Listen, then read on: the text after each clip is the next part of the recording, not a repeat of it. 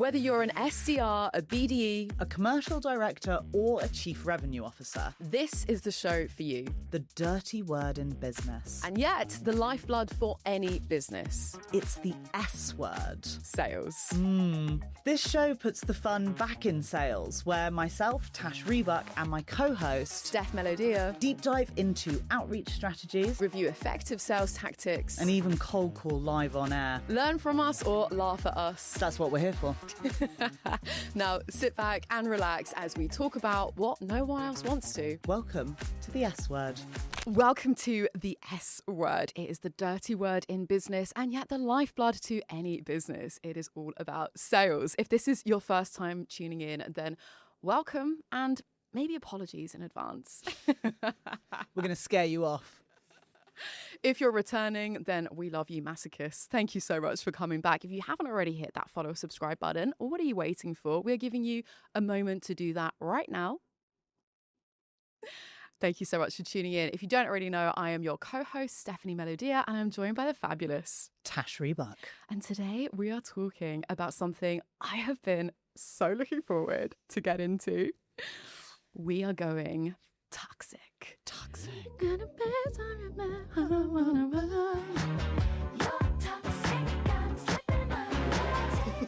It's toxic, but you make money. And that's sales. We are former actors, not singers, if you couldn't already tell. Do we have to pay to sing that? Or have we sung to a short enough amount that we don't? Exactly. I'm like, we're in the amount, just about. Excellent. I mean, we have butchered Britney, but... Excellent. Well, I changed the word, so it's a parody now. Exactly.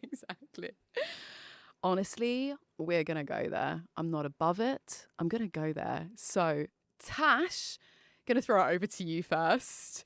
Let's kick off with one of your toxic sales stories. So what's really funny is that when we first said that we wanted to talk about this, I was like, I genuinely have too many stories to pick from, because the whole reason why I started my business was sales is very, very toxic. And so it was like I had an overwhelm. And then I had this moment when I was like, well, could always just talk about how I got into sales, because that was really crazy and eye-opening. Okay, so let's start there. So when I first decided I wanted to do sales, it was like early 2010s, and it was like the boom for recruitment. So obviously I went to recruitment companies to help me get roles. The only roles they were putting me forward to were recruitment companies. And those interviews were crazy. Like, I'm a fresh graduate, I'm a failed actor, and I am going into like Leadenhall up to the 50th floor, and you're in a room of 40 people, and like as a day goes through, they're just cutting groups out. Like, you've not performed your out. You've not performed your out. Exactly. Proper like apprentice style. Exactly. Okay. Were you given like challenges to do? Oh, yeah. You know, like Wow. come up here and sell a pencil, or if I were to give you this objection, how would you handle it? Or if you needed to book a meeting, what would you go and do? By the way, if you're thinking the same thing, you should listen to our episode that will be about outreach. But the big thing was, it was little tests that if you didn't perform, they kicked you out, which is pretty brutal. Yeah. And at the end of all of these interviews, the same thing would happen. So I did this 13 times over. I interviewed at 13 recruitment companies. Jesus. Every single time it was the same situation. I'd get right to the end. I'd be meeting with the director or the head of sales, sat in their big office, looking over London, and they're selling me the dream. They're saying like, you know, I'm 40, I'm going to retire next year. I've got my mega yacht, all of this. And I'm sat there going, oh my God, this sounds amazing. I'm going to make so much money being a recruiter. And then they turn to me and they go, last question. If you had a candidate and you were sat next to your colleague and you heard them get an opportunity that your candidate would be perfect for, what would you do? Oh. And my answer every time was, well, I'd turn to my colleague and I'd say, I can help you out. Do you want to split the commission? Every single time I'd get rejected for that answer. Wrong answer. Every time the recruitment company I was working with would get back to me and say, they just said, you're too nice. And if being a nice person makes you bad at sales, that is some toxic shit. And it's not true. So toxic. But yeah. We are kicking off strong. Oh Yeah. my goodness. No wonder. I mean, I know loads of amazing recruiters, and I think the game has changed now, but massively. no wonder it has got a bit of a toxic rap. You know, these recruiters, I think we've all had experiences where we've been like hounded down, and they've just got the commission breath, as you say. 100%. And like, it's the culture of encouragement. Like, they want someone who'll go in there and screw over their mates. Like, actually come into work every day, look at the people around you and go, if I fuck you over, I'm going to make more money. And that is just not cool at all. Disgusting. It's really horrible. On the flip side of that, my very first proper boss was the biggest inspiration to me. Rest in peace, is no longer with us. He's the best. I'm very glad you said that first, because imagine if I'd saw been your like, face. I also didn't know beat you to the punch. if you were about to be like, for teaching me all the ways I don't want to be a boss kind of thing, but no, I'm glad. Memory is amazing. Genuinely just amazing. And, you know, he took me under his wing, my first mentor, learned so much from him. And the complete flip side to this, like, so lovely, such a genuine guy. And one story to just exemplify just how lovely he was. His funeral, again, I mentioned he's no longer with us. You genuinely think a celebrity had passed. There were people spilling out of the church into the park, the green bit outside, like into the street. You genuinely would think like somebody famous had passed away. That's just like one little tidbit to just kind of exemplify just how lovely he was. Anyway, my point is, to your toxic recruitment story, is one of the key lessons I learned from him, and has always stuck with me, bearing in mind I worked with him like, you know, over a decade ago, is the power of relationships, connections. He never burned any bridges.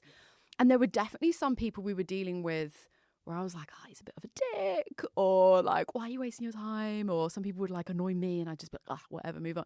But he would maintain them. He very much had that like long-termist view.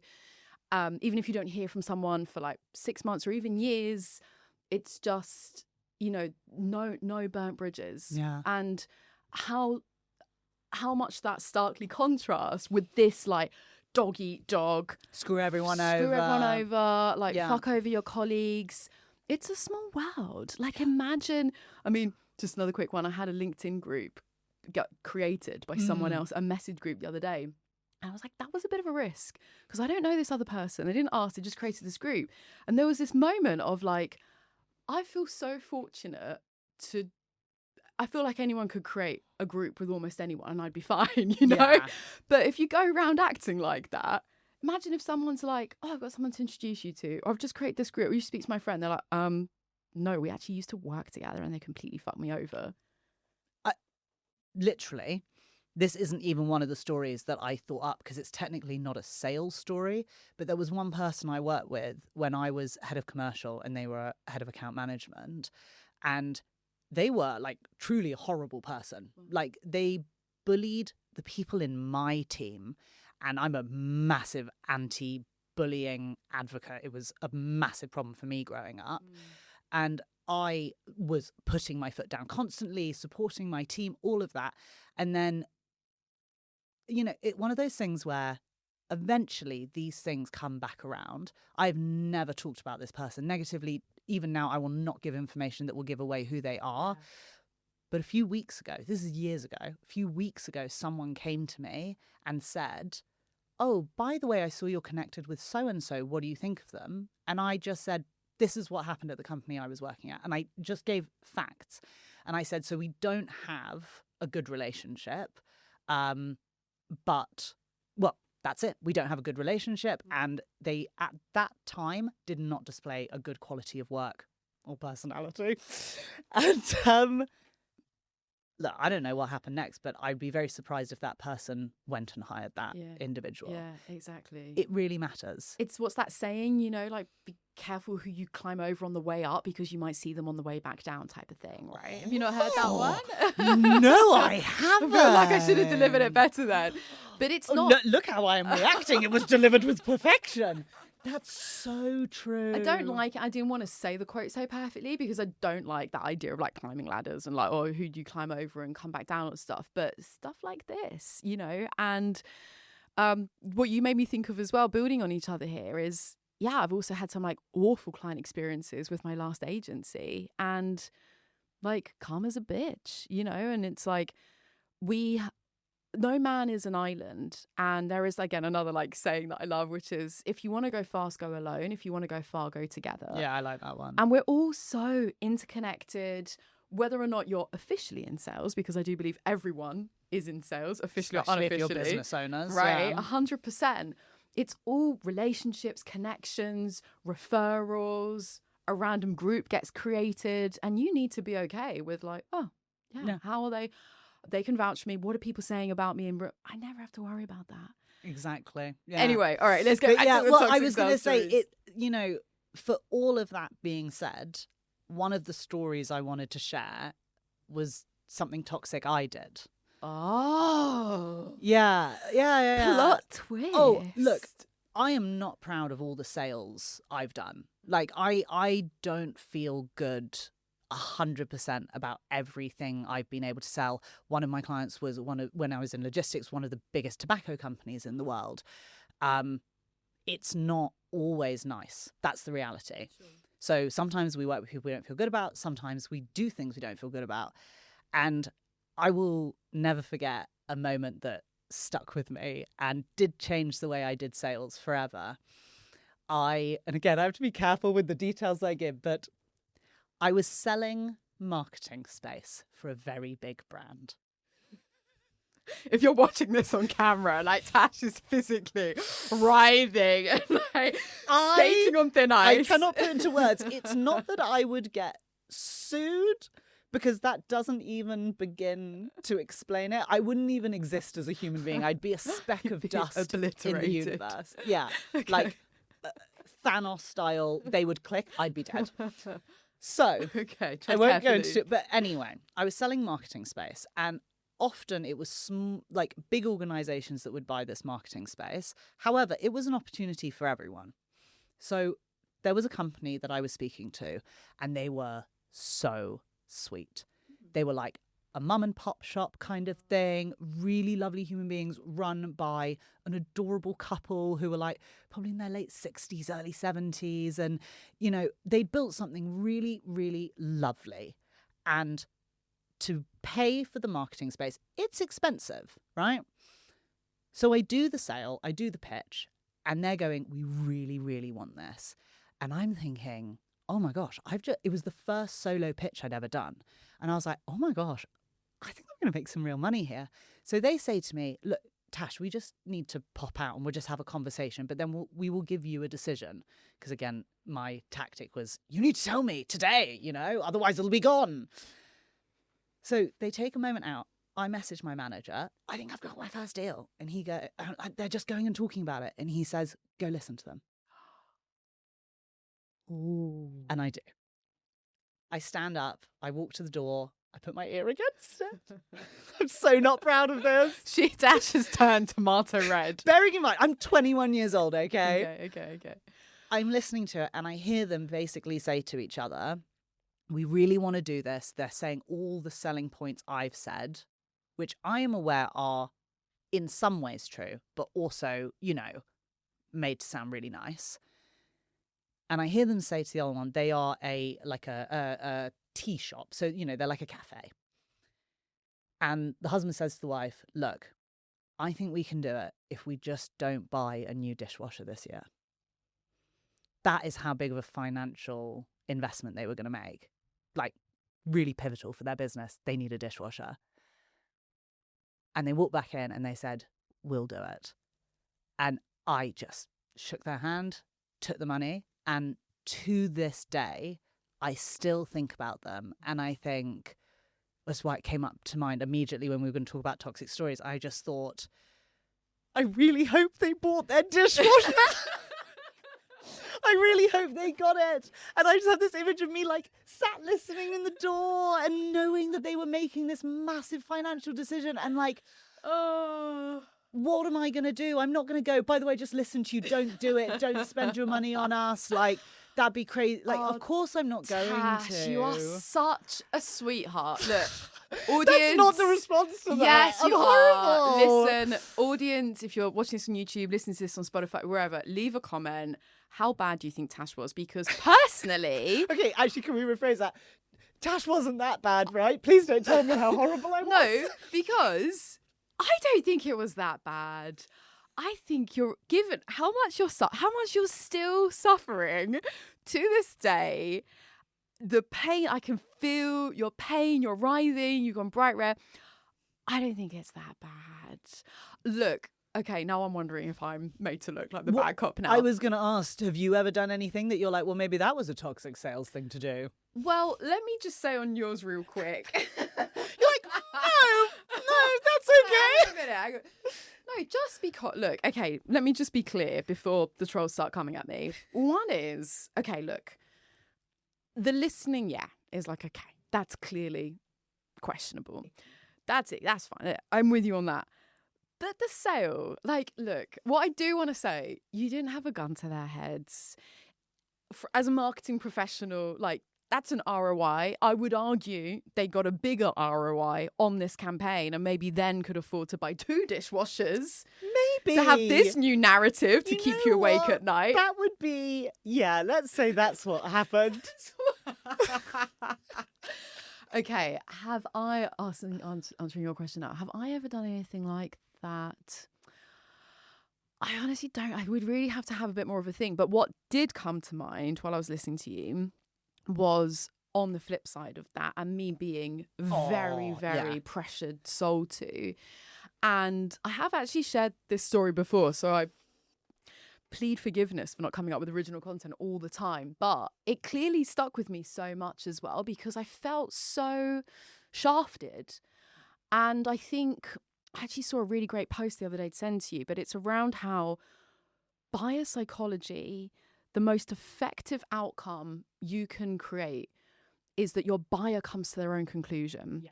And so this is where I don't think you're that bad either, because you're leaving breadcrumbs, you're giving enough information, you're putting it in the most attractive light possible. You know, it's your job, obviously. And I think to give the customers more kudos, like they recognize that too. They all know, they know that you're being sold to. But when you are feeling the pressure, as I was in this situation, where I don't feel like it was actually my decision. Again, of course, no one had a gun to my head either. But I was so pressured, and the tactics that this salesperson was employing at the time, it was way too much. It was phone calls, texts, this full sense of urgency that you touched on in some of your stories as well. Oh my God, Tash, the anxiety it created for me. And I think it was just the most full-on sales experience I've ever been a part of. And I just happened to be on, the receiving end of it. And what I had shared before was afterwards, obviously completely ghosted by this person. Like they no longer exist. They're nowhere to be found. Such a top sin, which if you haven't already listened to our episode on the 7 deadly sins, go and line that one up after this. But they ghosted. It was like all this pressure, text messages, phone calls. It was coming to the end of the month. It was this whole, obviously, commission breath, right? Yeah. I love it. What does commission breath smell of? Desperation and sweat. and then ghost, and then to have the experience of the product itself, which was not great, definitely not worth the ROI. There's no ROI on the amount that it cost. And then for me now, what's left is not only is this longer term bitter aftertaste left in my mouth, but this is where I'm going to draw more from my branding background, is I have such a negative perception of this brand 3 years later, and Yeah. that's not going to go away. Yeah. And I still get their newsletters. I still kind of, some of their, team members pop up on LinkedIn from time to time. And it's such an immediate, like, knee-jerk reaction to just be like, ugh, those guys. Actually, why don't you unsubscribe from their newsletter? Yeah, I should probably consider Every doing time that. you see it, it must really piss you off. Maybe I should just like, do you know what it is? It's the hit delete that's more satisfying. It's like, No, you know what's more fun is marking as spam. That's quite a toxic suggestion. Don't do that. Don't mark legitimate emails as spam. There's too much nonsense going on with email spam filters at the moment. Don't do it. It's not nice. Don't be toxic. but damage their email marketing. But damage their email marketing. Send them to hell. Exactly. Oh, so funny. So, and I think also because all of us, at least at some point, have been on both sides of the fence with it. I know I've used one being on the receiving end, but when you've gone through something like that, it makes it a lot harder for you to go and do that to someone else. Yeah. Being the salesperson. Quick interruption. We're sure that you are on the edge of your seats. At least we hope so. But just want to say, if you haven't already subscribed, then what are you waiting for? This is your opportunity. We are giving you a few moments to pull out your phone or wherever you're listening to this, hit that follow or subscribe button wherever you are listening. We're giving you that time now. It doesn't cost a single thing. And gang, honestly, it really helps us out. Doesn't cost a thing. Takes 2 secs. Hit that button and it is a massive, massive support. Thank you so much. Let's get back to the episode. All right, let's move it along. Did you have another toxic sales story? There's so many. There's one that's not really a story. It's more an anecdote in that in one of my first sales roles, it was a very happy company, is what I'll say, on the outside. And what was really happening is that multiple times a day in one of our offices, the boardroom was like in the middle in like just mildly frosted glass. No matter how well you were doing, no matter what you'd done in the day, at least once a day, our manager would bring one of us into that room where everyone can hear and see and just scream at you. What? Just bollock you. You were lucky actually if you were brought into the boardroom. He would sometimes just scream at you in public. Just like public square. Publicly just Wow. yelling at you. Was this like what, an intimidation? 100%. Strategy? 100%. Just Well, like keeping you in your place? Or just a dick? his background was B2C sales at a gym. And then I'm not quite sure how he got the role he did, but it was then B2B and we were corporate. And his training, and it must have been really toxic, was like, you've got to bully your salespeople to be better. And I just personally don't think that beating a dog makes them obedient. I think it makes them fear you. Whereas we all now know that like positive reinforcement is what helps training work. And so that's why I'm always so positive and happy. Even if someone buggers up, I'm like, but it's amazing that you tried. Here's how we can do it better. Otherwise, you don't want to try again. So yeah, it was every single day without fail, I'd get taken into a room, screamed at, and I would then go home and cry. And my wife was like, I truly don't understand why you're still there.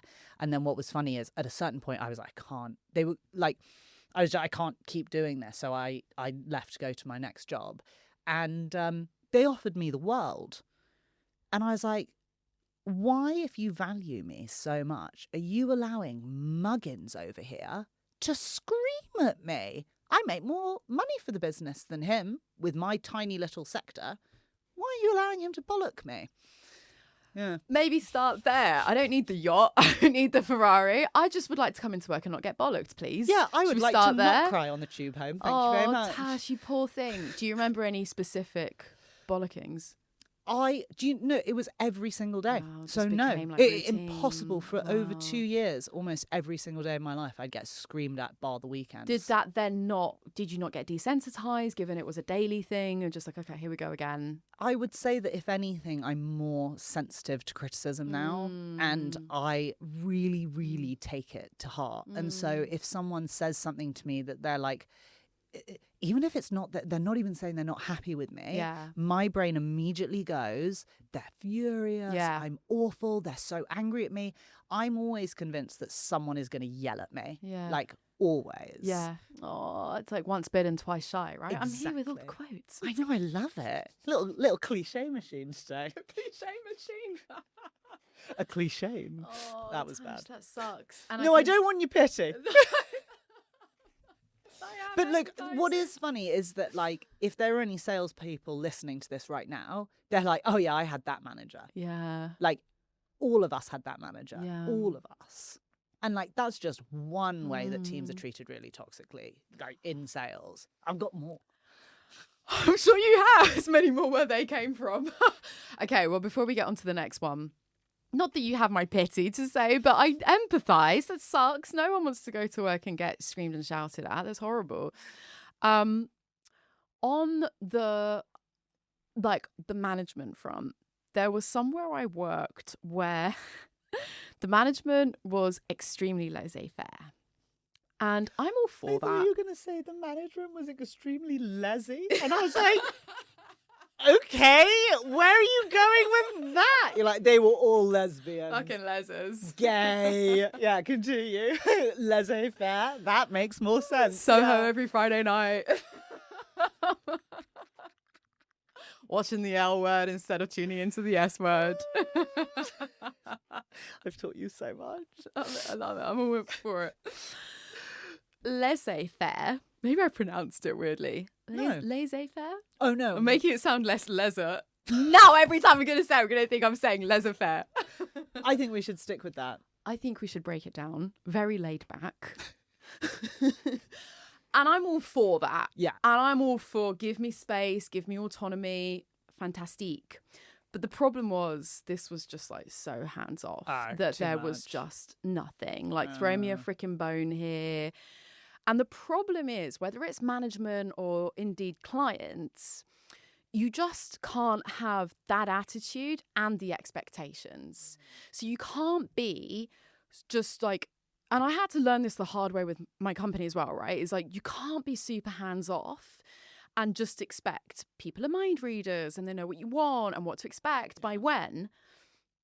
And then you throw a hissy fit when that's not delivered. Yeah. So thinking about some stories here today, this was at, that's my turn to like tread carefully.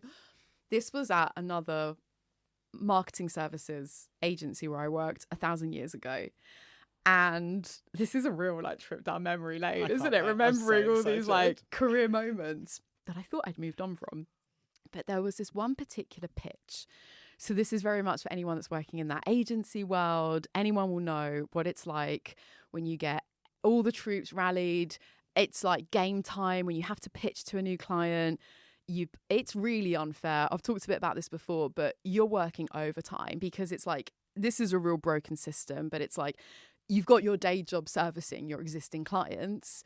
You've got to grow the company. Where's this extra time? And not only your hours you're putting in, but especially in creativity, how am I supposed to have like these light bulb epiphanies for these creative concepts to like win this pitch? Anyway, I'm totally against it. But the pressure's on. People are pulling all-nighters, working to the early hours, and we've got this big date in the diary. And this is also BC. This is how long ago this was. This is before COVID. So this is where we weren't doing Zooms. Everything was in person. Yeah. And this client, again, another big brand, had travelled from another country. Oh, wow. Won't say which one. Had travelled in from another country. And this is where it was a big deal, right? Yeah, because yeah. it was like the CEO, the CMO, the heads of different departments. It was honestly like, you know, we had catering. We'd made sure the main like big boardroom was blocked out. We had a few hours, all the rest of it. Like this was the real, probably like all guns blazing, Yeah. like huge big pitch. Oh my God. It was so bad. It was so awkward. The main lead from the client side, to this day, I am sorry to say, I don't have an explanation, but for whatever reason, they were either in a very bad mood, they're just a dick. There was something with this I don't know if they were on a power trip, if they were having a particularly bad day, but the main person, and no one else was talking, so like the main person They from the all have client to side. lead off that person. 100%. He was the only one. Oops, shit. Let's slip his gender. I mean, I already knew. We already knew. Because a woman Surprise, isn't surprise. allowed to behave like that. Yeah, So Preach, sister, preach. Oh shit, it was a man. Spoiler alert. He had a penis. Anyway. And and Tash, just thinking back, taking my memory, I can just see all of it. I can still perfectly see the boardroom, all of our awards, our awards from the basement, everything all dusted off and put on the shelves. I knew where everyone was positioned. It was on a high level, so there was light coming. I can see it all. And by taking my mind back to that moment, I'm viscerally reliving.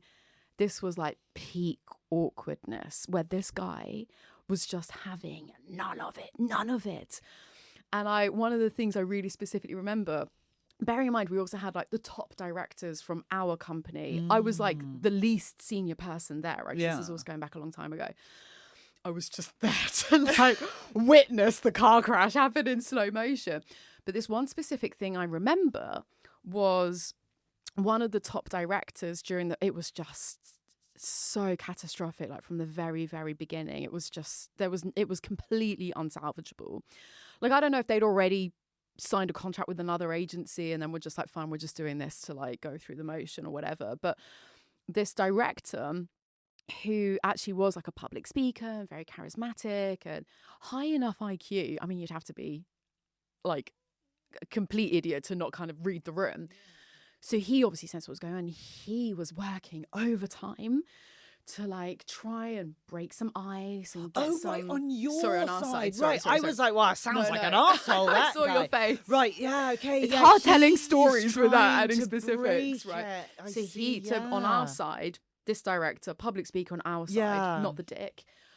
And there's one particular thing he said that has still stuck with me was he was trying to throw out these little comments and he said, oh, because, what they say is, a brand at the end of the day is what people say about you when you're not in the room. And what's actually really funny is I did an interview here this morning and this guy said the same thing because we were talking about personal brand. Oh, yeah. And I was like, oh, funny. It's true. Yeah. People say this. 100%. And it really stuck in my mind. The client was just no, that's not true. Just what? completely just no. But that's you just don't know what you're talking about. That is just incorrect. It was just incorrect. So was he being was he disagreeing with all the things you were saying? Exactly. Was he questioning everything and just in obviously you should always question when you're being sold to, but in a nasty way. Nasty, but also not even that engaged. So I think that's also why it stuck, because it was one of 3 times that he opened his mouth in the 90 minutes. It was awful. It was awful. And so it was just, you can feel it. And this is where it's hard to really paint a vivid enough picture. But we've all been in these awkward situations. And again, I still don't have an explanation. Obviously, this guy, again, either had an ulterior motive, already partnered with a different, maybe he had a backhander with another agency. Or he's just an arse. Tell you what, you probably dodged such a bullet. Yeah. Imagine having to have monthly meetings with that person, being vile. But you know what it is. And I say this to people all the time, especially business owners. I have to let them know, look, you are going to now be a salesperson, or people who've never done sales before and they're having to be in that role. I go, people won't treat you like a person anymore. Salespeople aren't viewed as humans. They are viewed as animals or machines. We're often referred to as a sales machine. You guys are machines. We're not.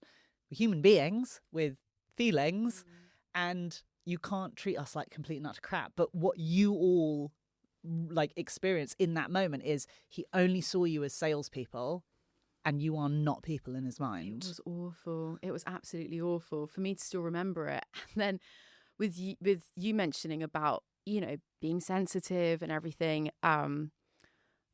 we came out that room and was just, oh my God, just thank God that's all over. It was just the most awkward thing ever. And again, bearing in mind all that build up to this big day and all the rest of it and the catering and everything. We bought you some nice sandwiches. We bought you sandwiches, all these things. And then I remember it was just no one said anything, for the rest of the afternoon. It was a real, huge downer. And then this again, it's funny how these certain like details stick in your mind, because the next day, I do specifically remember it was the next morning, the CEO of our company sent round this group email to everyone who'd been in that pitch. Obviously, he knew exactly what happened and everything. And basically, it was to everyone, and it was like addressed to everyone in the email. And I remember he specifically said, now that you've all had time to lick your wounds, let's basically just debrief and have a post-mortem here. And because this again is a thing. Was that in like a kind? Did he say it in a kind way, Just straight, or just straight down the middle? Just like, no, mate, just like giving you all time. Your wounds. Well, just like I've given you all time. Like this, the Right. next day, you've all had Yeah. a night's sleep. Let's just kind of debrief and have a post-mortem. What happened? Yeah. But me in that moment, being a lot more sensitive, because this was a long time ago as well, immediately responded. And this full sense of accountability and ownership and everything that I wanted to have as well, because I accepted a lot of responsibility and I felt so guilty and everything. And I responded straight back to the CEO being like, oh, we tried our best. And then he got straight back and he was like, Steph, you're fine. It's actually like, you're fine. It wasn't you. it's the others we need to have a sit down about. But that, and I think, I've already mentioned a few times that this was a long time ago, but I think, and I really, really, really do hope, I know this is selling in a different context, it's more agency pitching environment, but it's still very much like B2B. Oh, yeah. I think, and I really hope that whole game has moved on. I hope that that's a relic of the past. It is not. For agency new business now. Oh, as in like the model The of whole doing model, the pitching, treating people that way, and the big thing, because there are many other times where we actually like flew to different places to pitch and stuff as well. It was crazy. It was like, I mean, okay, we maybe didn't have Zoom, but we had Skype. You know what I mean? It was ridiculous. I used to do the same thing. Yeah. Right. Yeah, it was ridiculous. But the key lesson there is also the due diligence is like how much time and energy. And also it's one thing for like maybe you as a freelancer or a founder or whatever to like spruce up a pitch deck or whatever, but we're talking about teams of people. You multiply all their hours, all their creativity, all their input into this, the travel, the catering. Yeah. You're really stuck on the catering. You're like, it was gourmet. And you're like, maybe have a chemistry call first. Yeah. Maybe get them to fill out a form and do a bit of this. That's a real, exactly. Practical takeaway. Yeah. And it's really funny because one of the biggest things I think that comes out from that story for me is it really is important how we treat the people who are doing sales, whether they are literally a sales team or like in a marketing agency where actually most of the people in that room aren't salespeople. In fact, maybe none of them are. And the way that we manage people in sales is so important because especially as managers, if we're not doing a good job and we're not creating like a nice culture and we're not saying to people, like in that case, the CEO, in my opinion, should have said, hey guys, I want you all to know, I think you're all amazing. Yeah. Yesterday was fucking tough. Yeah. And I'm really, really sorry. I'd like us to all get together and have a chat, debrief. I know a lot of it was out of our control, but let's just make sure that next time this happens, we're even better than before. Yeah. And that's the way to do it. That's the way to do it. And actually, it 100%. reminds me of one of the other toxic stories I wanted to tell you that was around having like how to manage your team.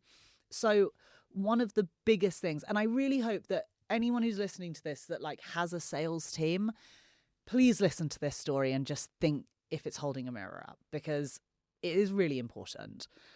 Almost every sales team is expected to arrive really, really early in the morning and be the last people to leave. There is this feeling, and every manager I've had has denied that this is what the environment is. And everywhere I've worked, this has been exactly what the environment is. When 5 p.m. comes, you are all staring at each other. Who's going to get up first? Pointless, because none of us are going to leave at 5 o'clock. 6 o'clock will come, and we'll all start looking at each other properly. Now, maybe one person actually has something they need to do, and they will very loudly go, oh, look, I've got my food with my mum, I've got to go. I'm really sorry. Or I'm going to the theatre, guys. Like, oh, I would stay if I could, blah, blah, blah. Whilst your manager's ordering their dinner in and looking at all of you being like, oh, does anyone else want dinner? I'll order it for you. No, That is toxic. That's some bullshit. That You're is enticing toxic. us in. Yeah, yeah. And for people like me who have ADHD, where I hyperfocus, what I can do in an hour is not what a neurotypical person does in an hour. And so I'm also really strict with my time management. In fact, it's something I'm really, really proud of. And so I know every day how many hours I need to work to achieve the things on my to-do list.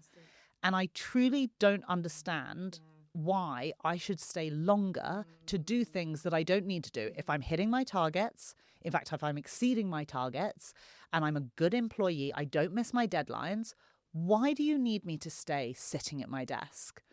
And 100%. this has been everywhere I've worked, but I will never, ever forget. I was once asked by a manager who I will say is my mentor. They are my inspiration. They are the reason why I really became very good at sales. I think that they moved me from being a toxic salesperson to being a lot more empathetic and less just money driven and more okay, but what can money get you and what else is there in life? And so I got to say I adore this human being, but I wouldn't work for them again. And they know that because they offered me an amazing job when I started my consultancy and I said no.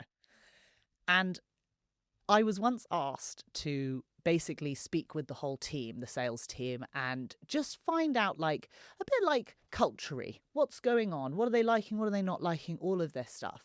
And one thing that got brought up is there was a real feeling of we can't leave the office until someone else does. And so in this, and I'm talking about this enormous document where I have written so many pieces of feedback, so many things that are really interesting and positive, and we can do this, we can do that. I get called into a room by this boss and I get annihilated. And they're like, you must have asked leading questions. No one in the team feels this way. How dare you say that they feel like they can't leave? Of course they can leave. And I was like, okay, well, if I disregard the fact that everyone said this to me, and obviously you've had exactly this conversation with them and they've then backtracked, I feel this way. So what does that mean? Because I'm feeling this way. And I was just basically told in no uncertain terms, I'm incorrect for feeling that way. Yeah. And I can leave whenever I want. Wow, doesn't that speak volumes? Yeah, well, I left the job pretty soon after that. Wow. Yeah. Bearing in mind, that was the same place. And this technically isn't one of my toxic stories, but this was the same place where, and this wasn't the same manager, it was a different manager. I had sepsis and I was in A&E literally because it was during COVID on the operating table because you had to go in there to be put to sleep, not in the earlier prepping rooms. And I was getting a Slack message from my manager at the time saying, but will you be back in the office tomorrow? And I said yes. And I'm like, wow, that was really, really toxic.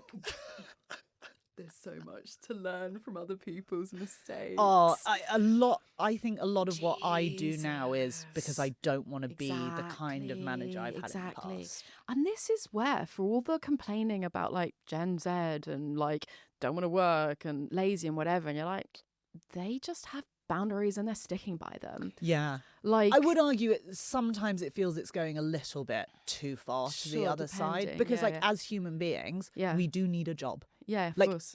We are always, in every iteration of humanity, we are always driven by doing things. Yeah, of course. We need a purpose. So I think that's 100%. Kind of the issue on one side of it. But also, I mean, there's got to be a happy middle ground to I used to sit there, I used to pretend to tap on my keyboard and move my mouse. And then once someone said to me, I always know when you've actually tapped out of working because I won't actually hear you click your mouse, but you'll be typing and I'll see you moving it, but you never click.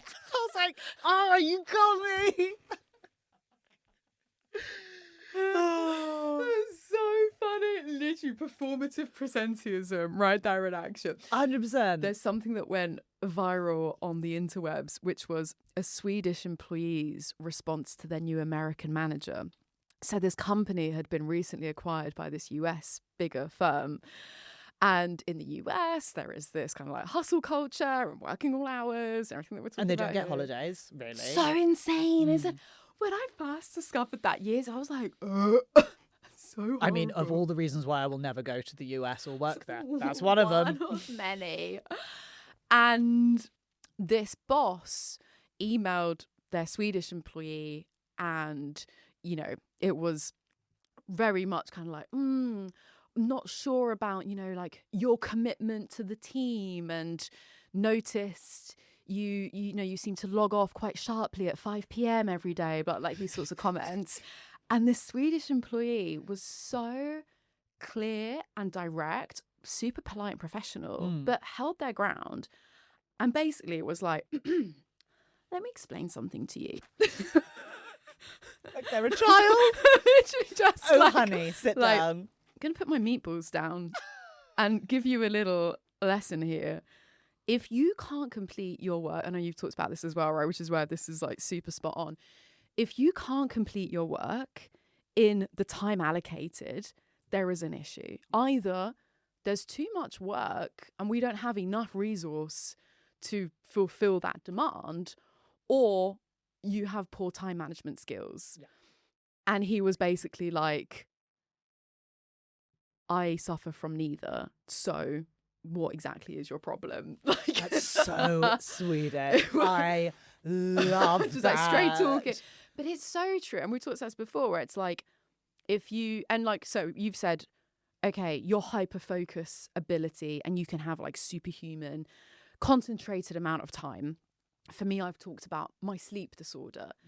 I'm completely useless before 10 in the morning, you know? Do you enjoy when I message you at like 8 a.m.? I am. She's such an early bird. Because I often do. I love it. I know. I love it. I do. It reiterates to me what a dream team we are, because we are yin and yang. Yeah. Yeah. I'm like, great. She can do the early shift. I'll take the late one. But what I can do at 4 in the morning, which I've had to stop doing now, because I take that melatonin tablets. But again, going back to this old school, especially now, the whole return to office mandates was BS, where it's like, I've got to put in all this effort to be present at my desk at a certain time. I'm completely brain dead. And especially if you're doing something like branding, marketing, strategy, something that requires, sales, of course, something that requires creativity to it. How is this? I feel like we need to kind of go back to the drawing board and kind of be like, what are our goals here? How are we defining success? The how we go about doing it is secondary to that. If you can bash out your outreach in a super effective way in 60 minutes, then you can take the rest of the afternoon off. Yeah. If I can produce a needle-moving campaign idea in a few hours, have the weekend to yourself. Why do I need to just stand and looking at the clock ticking by? Exactly. So I completely agree with you on that. Yeah. All right, have we got time for one bonus I have toxic one story? more, Okay, let's get one more out. And this was because, you know, we've often been like, oh, it was like really a long time ago. This wasn't a long time ago. This was a couple of years ago. So I was about to give too many details. I shan't give more details. It wasn't that long ago. I had joined a company and I had only been there for a couple of months. And I very much was brought in as like, please save us. Now, anyone who hires a really, really senior salesperson that brings in large-scale contracts, you're usually giving them around 3 to 4 months to ramp up. So we're about 2 months in. I had already signed, I think, 2 new clients, and I had a few enterprise meetings set up. Congrats. I was really chuffed. Yeah, great. I wasn't the head of at this moment. I was just an employee. I was just an employee, but I was just part of the sales team, though the plan was for me to take over, and in a very nice way. It was all very amicable. Mm-hmm. Get out. And so the success at that moment of the sales team was really nothing to do with me. So I usually work on my birthday because I'm not a big birthday person. I'm not going to unpick the reason why. I just don't like my birthday very much. And I come into the office and the boss barely looks at me all morning, and I'm like, do they not know it's my birthday? But I'm not really, because I don't really talk about it too much. Yeah. They then take me into a room and basically just say, we're not making enough money. We're not doing well enough. I expected so much more already from you. The investment group, the board are so upset, blah, blah, blah, all this stuff. Honestly, if it doesn't change, you're going to get fired. And I'm sat there on my birthday, having brought in 2 new contracts for this company already and multiple enterprise meetings set up, going, this is the first time in my life I've ever been threatened of being fired. In my entire life. I've never even, other than the thing where I was basically speaking up for the people. Yeah. I've never been told off at work. Yeah. It's not what I do. I hate it. And I was so shaken. And then the founder left the room and the head of sales came in and I told them what had happened. And I was basically on the verge of tears. And you know what? So much respect to that person. They're actually an amazing friend of mine. We're going for dinner next week or in 2 weeks or something. And they went to the founder and really laid into them and were like, I don't know why you would do that. You're upset with me. So why are you yelling at that person, like Tash, who's bringing us in money? Yeah. Why on earth would you do that? Also, did you know it's her fucking birthday? And the founder then came back in very sheepishly. And also the next day was like, I've thought about it. And I realized that also half the things I said to you weren't true because it's not that we're worried about your performance. The board has actually said how impressed they are with what you've already brought in and have asked you to start coming to board meetings. Wow. And so that wasn't right of me. And I was just like, wow, it doesn't matter how nice of a company you are. Doesn't matter how good and positive you are as a founder or as a person, you will still treat salespeople like total, utter crap if you want to. Oh, Tash, I feel like I got punched listening to that story. I'm so sorry to hear it, but at least there was vindication. And there's a theme throughout all of this that's emerged. And again, gang, I hadn't heard any of Tash's stories before we sat down to record this. The red thread across all this is actually all about management. Yeah. And I feel like, in terms of leadership, it's such a broad, vague sort of term. But wherever you're at in a company, it doesn't mean that you're the founder or the CEO or the head of sales. Wherever you're at, you can there's still a decorum, there's still an MO that you can employ, which doesn't need to mean you have to be a dick at the end of the day. Yeah, exactly. Look, it's proven over and over again, if your employees are happy, and that includes your salespeople, they are employees. If they're happy, they do better work.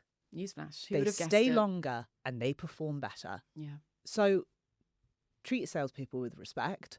Don't encourage them to be horrible people either, because they don't need to. Make more money. Everyone's happy. And then you don't get bitched about on a podcast in a few years. If you're listening, you know who you are. No, but hopefully you don't.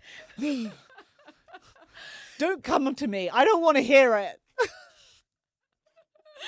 Gang, as always, we hope you enjoyed this one for both your education and your entertainment. And above all, I really hope that this has got you kind of thinking, relating. We've all got these stories, different experiences. If you want to share, then please get in touch. We'd love to hear from you. You can find us on social media. We've also got our email address in the show notes.